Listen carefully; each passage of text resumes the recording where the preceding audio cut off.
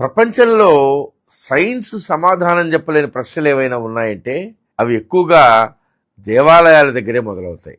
ఇవి కథలు కావు, కల్పనలు కావు, మూఢనమ్మకాలు అంతకంటే కావు. ఇవి ఇప్పటికీ జరుగుతున్నటువంటి ప్రత్యక్ష అద్భుతాలు. మహానంది ఇక్కడ శివలింగం అడుగు నుంచి వచ్చేటువంటి నీటితో కొన్ని వేల ఎకరాల భూమి పండుతా ఉంది. మహానంది ఆలయం బయట ఉన్నటువంటి కోనేరులో గుండు సూది వేసినా కూడా కనిపిస్తుంది. ఎంత చలికాలమైనా సరే అక్కడ నీళ్లు గోరువెచ్చగానే ఉంటాయి. ఇది ఎలా సాధ్యం? దీనికి సైన్స్ దగ్గర సమాధానం ఉందా? లేదు.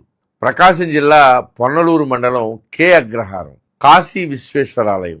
ఇక్కడ శివలింగం క్రింద నుంచి ఉబికి వచ్చేటువంటి నీళ్లు 14 గ్రామాలకి తాగునీరు. శివుడు కేవలం దేవుడు కాదు, జీవనాధారం. ఆదిలాబాద్ జిల్లాలో శ్రీ బుగ్గ రామేశ్వరాలయం. శివలింగం నుంచి వచ్చేటువంటి నీరు ప్రవహిస్తుంది. శివలింగం నుంచి బుగ్గ అంటే ఊట వస్తుంది. శివలింగం నుంచి ఇక్కడ శివుడు నీటి బుగ్గగా ఊటగా మారాడు. కాళేశ్వరంలో ఒక అద్భుతం జరుగుతుంది. కాళేశ్వరం దేవాలయంలో నంది ఉత్తరాయణంలో ఉత్తరముఖంగా, దక్షిణాయనంలో దక్షిణముఖంగా తిరుగుతాడు. రాయి కదులుతుందా, లేకపోతే కాలమే కదపుతా ఉందా? ఆలంపూర్లో ఉన్నటువంటి బాలబ్రహ్మేశ్వర దేవాలయంలో స్వామికి ఎన్ని నీళ్ల ట్యాంకులతో అభిషేకం చేసినా కూడా ఆ నీళ్లు ఎక్కడికి పోతుందో అర్థమే కావటంలా. ఇప్పటికి కూడా ఎవరికి తెలియదు. అట్లాగే పానగల్లులో ఉన్నటువంటి ఛాయా సోమేశ్వరాలయం. ఈ శివాలయంలో ఒక అద్భుతం జరుగుతుంది. ఇక్కడి శివలింగం పైన నీడ పడుతూ ఉంటుంది. ఉదయం నుంచి సాయంత్రం వరకు సూర్యుడు ఎన్ని కోణాలలో తిరిగినా సరే శివలింగం పైన పడేటువంటి నీడ మాత్రం మారదు. కాలం కదులుతుంది, సూర్యుడు కదులుతాడు, కానీ శివుడి పైన నీడ మాత్రం స్థిరంగా ఉంటుంది. అది ఎక్కడి నుంచి వచ్చి పడతా ఉందో ఆ నీడ ఇప్పటికీ ఎవరూ చెప్పలేకుండా ఉన్నారు.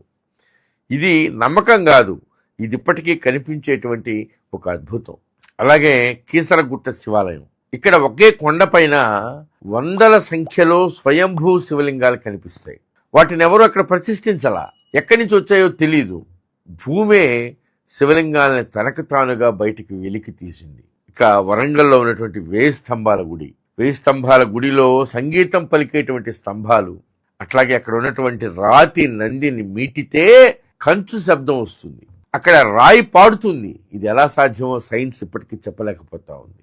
పోనీ అలా చేసన్న చూపలేకపోతా ఉంది. ద్రాక్షారామంలో ఉదయం సాయంత్రం సూర్యకిరణాలు నేరుగా శివలింగం పైన పడతాయి. ఇక భీమవరంలో సోమేశ్వరుడు.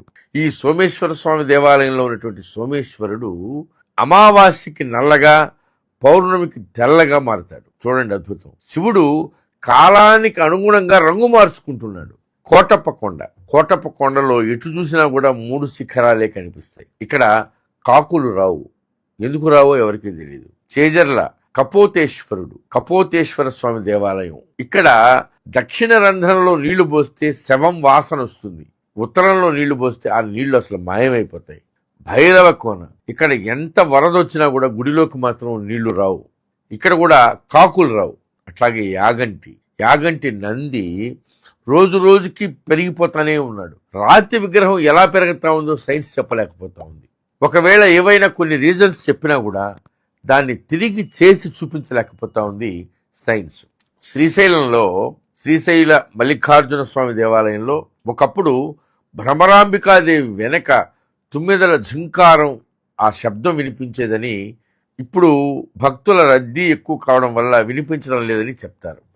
అట్లాగే సంగమేశ్వరంలో ఈ ఆలయంలో సంగమేశ్వరుడు 6 నెలలు నీళ్లలో ఉంటాడు, 6 నెలలు బయట ఉంటాడు. ఇక్కడ వేప చెట్టు మొద్దే శివలింగం. అలాగే శ్రీకాళహస్తి. ఇక్కడ శివుడు వాయు రూపంలో ఉంటాడు. అమరనాథ్లో మనకు తెలుసు మంచు శివలింగం. అమరనాథ్ గుహలో శ్రావణ మాసంలో స్వయంగా మంచు శివలింగం ఏర్పడుతుంది. అది ఎలా ఏర్పడుతుంది, ఎలా అంతర్ధానం అయిపోతుంది ఎవరూ చెప్పలేకుండా ఉన్నారు. ఇవన్నీ ఏం చెప్తున్నాయి? శివుడు ఒక కల్పిత పురాణ పాత్ర కాదు. శివుడు కేవలం ఒక సిద్ధాంతం కాదు. శివుడు ఒక అద్వితీయ అనుభవం. సైన్స్ ప్రశ్నిస్తుంది, కానీ శివుడు మౌనంగా సమాధానం ఇస్తాడు. హర హర మహాదేవ్. ఈ వీడియో మీకు నచ్చినట్లయితే లైక్ చేయండి, షేర్ చేయండి, సబ్స్క్రైబ్ చేయండి. మీ అభిప్రాయాన్ని కామెంట్ల రూపంలో తప్పకుండా తెలియజేయండి.